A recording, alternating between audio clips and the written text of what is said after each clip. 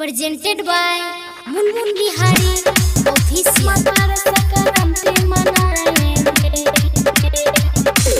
DJ Om Prakash Makar Sankranti मनाएंगे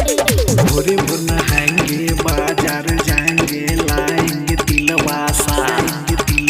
परनम करके mummy papa को खाएंगे बैठ के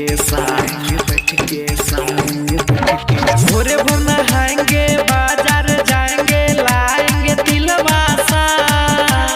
परनम करके मम्मी पापा को खाएंगे बैठ के साथ के दाही ससुराल लाएंगे मकर संक्रांति मनाएंगे के दाही ससुराल लाएंगे मकर संक्रांति मनाएंगे मकर संक्रांति मनाएंगे DJ के दाही ससुराल लाएंगे संक्रांति मनाएंगे छाता पचार के पतंग उड़ाएंगे साथी संघाती से खूबे लड़ाएंगे छाता पचार के पतंग उड़ाएंगे साथी संघाती से खूबे लड़ाएंगे कि दाही ससुराल लाएंगे मकर संक्रांति मनाएंगे कि दाही ससुराल लाएंगे मकर संक्रांति मनाएंगे मकर संक्रांति मनाएंगे DJ के दाही ससुराल लाएंगे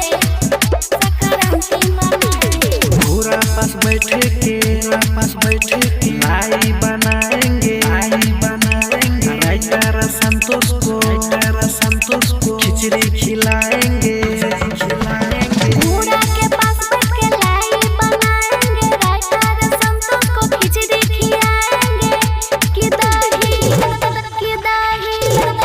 दाही ससुराल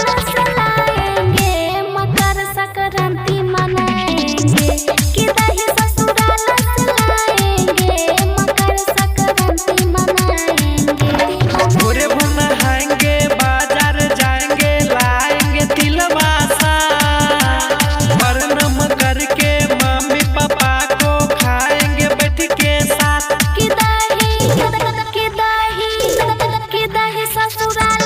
लाएंगे मकर संक्रांति मनाएंगे कि दाही ससुराल लाएंगे मकर संक्रांति मनाएंगे। Recording by Sapna.